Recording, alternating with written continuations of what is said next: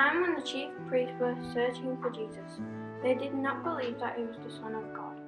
They wanted everyone to listen to them. They were worried that they were losing control of the people. One day, one of the 12, the man they called Judas Iscariot, went to the chief priests and said, "What will you give me if I hand him over to you?" "We will pay you 30 silver pieces." Judas took the coins and from that moment on looked for an opportunity to betray Jesus. Now on the first day of unleavened bread, the disciples came to Jesus to ask, "Where do you want us to make the preparations for you to eat Passover?" "Go into the village and find someone. Say to them, 'The Master says, my time is near. It is at your house that I am keeping the Passover with my disciples.'" The disciples did what Jesus told them and prepared the Passover. When evening came, he was at the table with the 12 disciples, and while they were eating, Jesus said, "I tell you solemnly, one of you is about to betray me." They were greatly distressed and started asking him in turn, "Not I, Lord, surely. Not I, never." "Someone who has dipped his hand into this dish will betray me. Better for that man whom the Son of Man is betrayed, that he had never been born." Judas, the one who was to betray him, asked in his turn, "Not I, Rabbi, surely?" Jesus answered, "They are your own words." Now as they were eating, Jesus took some bread, and when he had said the blessing, he broke it and gave it to the disciples and said, "Take this, all of you, and eat it. This is my body, which will be given up for you." Then he took the cup, and when he had returned thanks, he gave it to them, saying, "Take this, all of you, and drink from it. This is the cup of my blood, the blood of new and everlasting covenant. It will be shed for you and for all. Do this in memory of me." After psalms had been sung and they were ready to leave the Mount of Olives, Jesus suddenly said, "You will all lose faith in me tonight." The disciples were astonished, and Peter spoke out, "Even if all lose faith in you, I will never lose faith." Jesus replied, "I tell you solemnly, this very night, before the cock crows, you will have denied me 3 times. Peter said, "Even if I have to die with you, I will never deny you." And all of the disciples said the same. Shortly afterwards, they left for the Mount of Olives. The disciples and Jesus came to a small estate called Gethsemane. Jesus went to the garden to pray. He took Peter, James, and John with him. "Stay with me, remain here with me. Watch and pray. Watch and pray. Stay with me, remain here with me. Watch and pray. Watch and pray. Stay with me, remain here with me. Watch and pray. Watch and pray. A great sadness came over him, and great distress. He said to them, "My soul is sorrowful to the point of death. Wait here and keep awake with me." Jesus went on a little further, and he fell to his knees and prayed. "My soul is sad. My heart is breaking tonight. Father, if it is possible, let this cup pass me by." He came back to the disciples and found them sleeping. He said to Peter, "Peter, had you not the strength to stay awake for 1 hour with me?" Again, a second time he went away and prayed. "Our Father, who art in heaven, hallowed be thy name. Thy kingdom come, thy will be done on earth as it is in heaven." My soul is sad, my heart is breaking tonight. Could you not watch and comfort me until am I alone?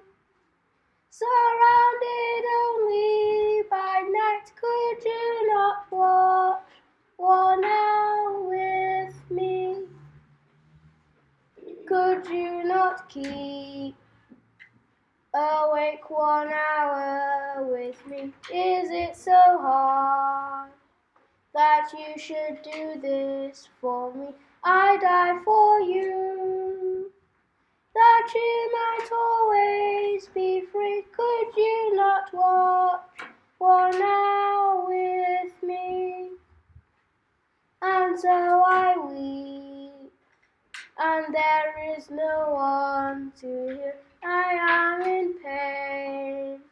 Will only one witness my tears? I am your God. And as my passion draws near, could you not watch 1 hour with me? He came back a second time and found them sleeping again. Their eyes were so heavy, leaving them sadly, he returned to pray for a third time. He repeated the same words and returned to them and said, You can sleep now and take your rest. The hour when the Son of Man is to be betrayed is close at hand.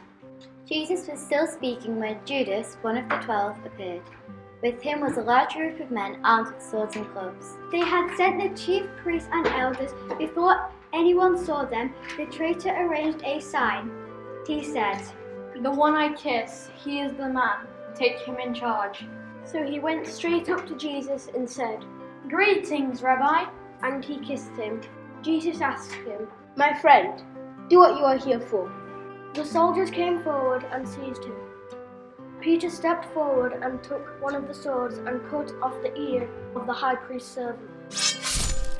Put back your sword, Peter, for all who draw the sword will die by the sword. As the men took hold of him, Jesus said, Am I a brigand that should set out to capture me with swords and clubs? I sat teaching in the temple with you, day after day, and you never laid hands on me.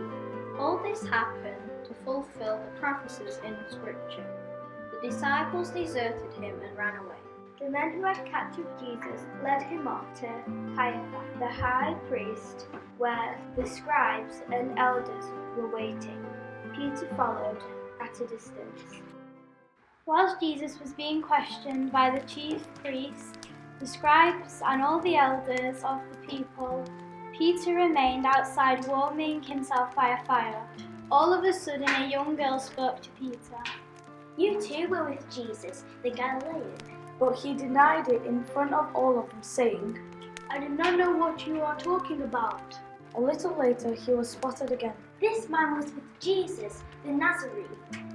and again with an oath he denied it. I swear to you, I do not know the man of whom you speak. A little later the bystanders came up and said to Peter, You are one of them, for sure. Your accent gives it away. Peter started calling down curses on himself and shouting, I tell you, I do not know the man.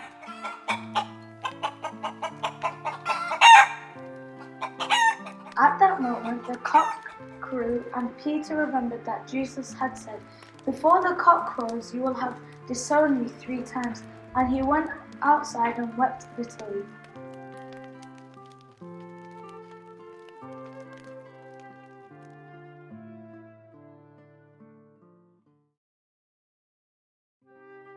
When the morning came, Jesus was taken to Pilate. The Roman governor and Pilate put this question to him. Are you the king of the Jews? It is you who say it. But when he was accused by the chief priests and the elders, he refused to answer at all. Pilate then said to him, Do you now hear how many charges they have brought against you?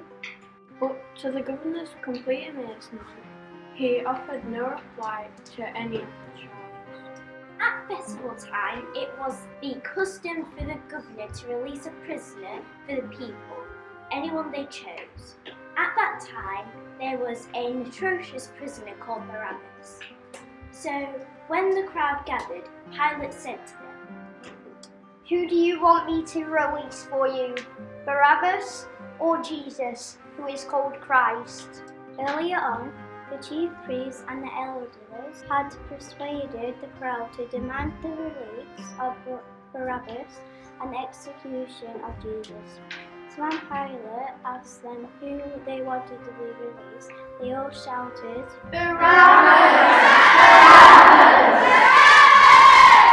Pilate then said to them, And what am I to do with Jesus, who is called Christ? they all said,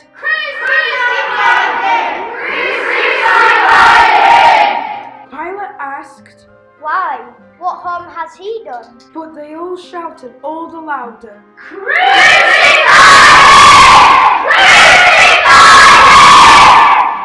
Pilate could see that he was having no impression on them and that in fact a riot was going to happen.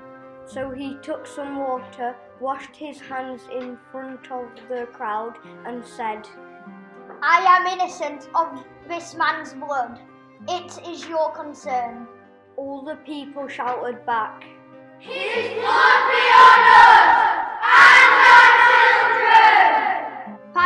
then ordered Barabbas to be released, and he handed Jesus over to be crucified. The soldiers took him away and mocked him.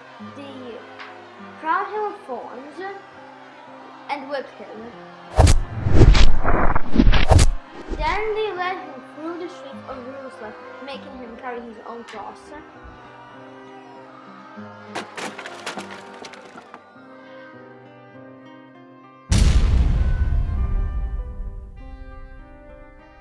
Once they had nailed him to the cross, they placed a charge above his head. It read, "This is Jesus, the King of the Jews." He was crucified with two robbers, one on his right and one on his left.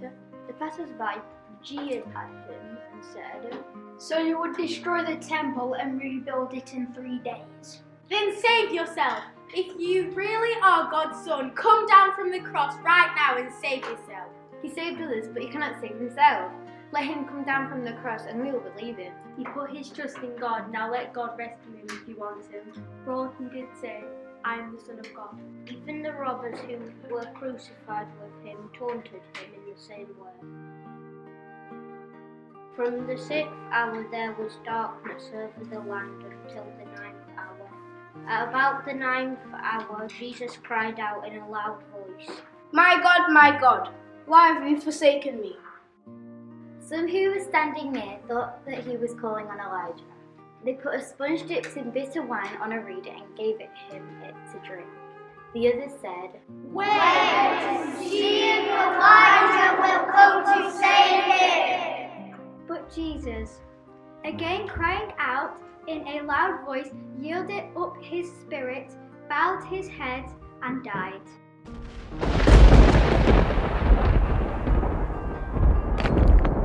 At that, the veil of the temple was torn in two from top to bottom.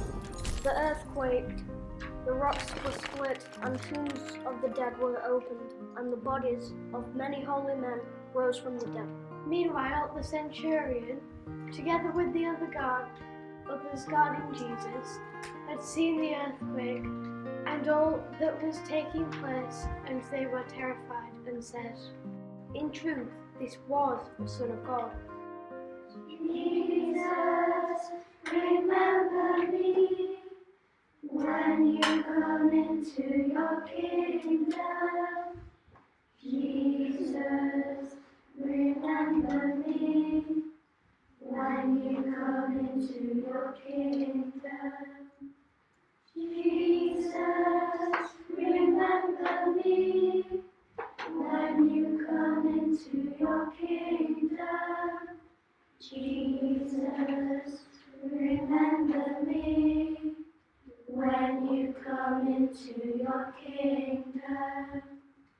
Jesus, remember me when you come into your kingdom. Jesus, remember me when when you come into your kingdom.